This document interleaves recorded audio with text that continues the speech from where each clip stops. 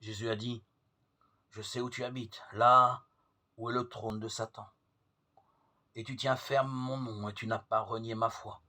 Même dans les jours où Antipas était mon fidèle témoin, lui qui a été mis à mort parmi vous, là où Satan habite. » Apocalypse 2, 13.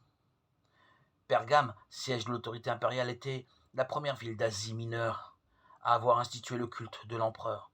Des temples y étaient élevés en l'honneur d'une multitude de dieux. L'assemblée à Pergame habitait là où est le trône de Satan. Pourtant Jésus reconnaît la fidélité de ses chrétiens. Tu tiens ferme mon nom. Ces croyants ne cachaient pas leur drapeau, ils n'avaient pas cédé à la peur. Ils étaient restés fermes dans leur foi en Christ.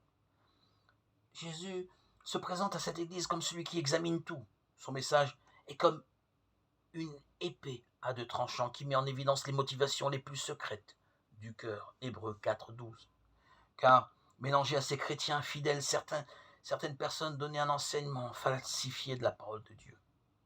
Elles entraînaient ainsi ceux qui les écoutaient à l'idolâtrie et à l'immoralité. Le Seigneur reproche à cette église de tolérer au milieu d'elle de telles personnes et il lui dit « Répands-toi », c'est-à-dire reconnais que tu ne devrais pas les laisser agir. À ceux qui refusent ce mauvais enseignement et veulent rester fidèles, il donne la manne cachée, symbole de la nourriture spirituelle dont le croyant a besoin chaque jour.